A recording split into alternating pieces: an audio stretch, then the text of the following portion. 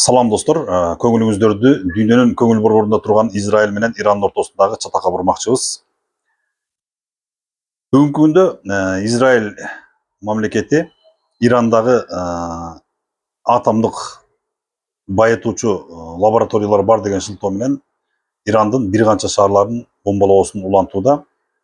Ошол эле мезгилде биз Ирандын аба мейкиндигин ээлеп алдык деген билдирүүлөр менен чыгышты. Ирандыктар болсо өздөрүнүн үндөн ылдам учуучу ракеталар менен жана баллистикалык канаттуу ракеталар менен жооп кайтарууда. Бир топ убакыттан бери мактанып келген Израилдин железный купол же болбосо абадан коргонуу системасы өзүнүн натыйжасы экендигин көрсөтүүдө. Себеби Тель-Авив баш болгон бир катар ири шаарларына бомбалар түшүп, имараттар кыйрап, адамдардын өмүрүнө коркунуч келтирүүдө. Бир канча адам өмүрлөрү кыйылды деген да маалыматтар тарап жатат. Бул чатакка акыркы учурда Америка Кошмо Штаттары дагы кызыктар болуп жаткан 22-июндун түнкү саат 4-тө 3 ошол лаборатория жайгашты деген аймакка, жердин астында жайгашты деген аймакка 12 бомба ыргытышты. 18 тонналык бомбаларды B-2 учактары менен келип ташташкан. Ошол замат эле Трамп биз ирандыктардын колунан атом ядролук бомбаларды жулуп алдык деп жарыялады.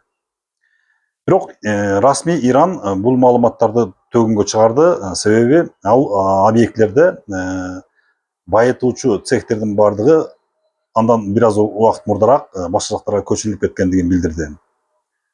МАГАТЭ уюму болсо бул жерде радиациялык фон анчалык жок экендигин кабарлап жатышат.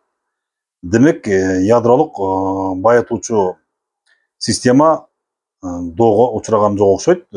Себеби эмдигиче радиация чыгып, айлана тегерекке кооптуу кырдаал жаратып калыш керек эле. Бул кырдаалды байкап турган Россия Федерациясы, Түндүк Корея мамлекеттери Ирандын соккуларына ар тараптан колдоо көрсөтөрүн билдиришти. Кытай ошол эле мезгилде бир канча учагы менен керектүү жабдууларды жеткиргендигин дүйнөлүк коомчулук интернет түйүндөрүндө маалымдап жатышат. Аңгыча Ормуз кысыгы. Бул дүйнөнүн 25-тен 40%га чейинки нефтисин алып өткөн кысык экен. Ушул кысыкты блокадага алуу боюнча Ирандын парламенти добуш берип, бүгүнкү күндө даярдык күч алды. Тезирээк бул кысыктан өтүп кеткенге аракет кылган нефти ташыган танкерлер 50-ге жакын танкер азыркы учурда ошол кысыктан өтүүнүн аракетин көрүп жатышат.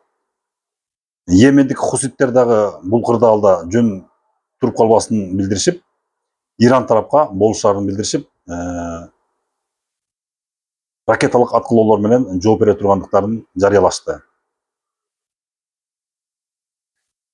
Кыскасы, бүгүнкү күндө ошол кысыкка келген танкерлер Американыкы, Израилдики жана Англия мамлекетиники болуп атат. Ошол эле мезгилде Кытай тараптын танкерлери кысыкка жакындап келаткандыгы белгилүү болду. Кыскасы, 3-чү дүйнөлүк согуш чыгып кетти деген маалыматтар дагы интернет айдыңдарында байма-бай айтылууда. Бирок адамзат бул көрүнүштү айыптоого өтүштү. Ошол эле Американын өзүндө атактуу белгилүү инсандар Трамптын саясатын колдобой тургандыктарын билдиришип, ар кандай акцияларды өткөрүп атышат. Көчөлөрдө митингдер пайда болууда. Европада митингдер өтүп жатат.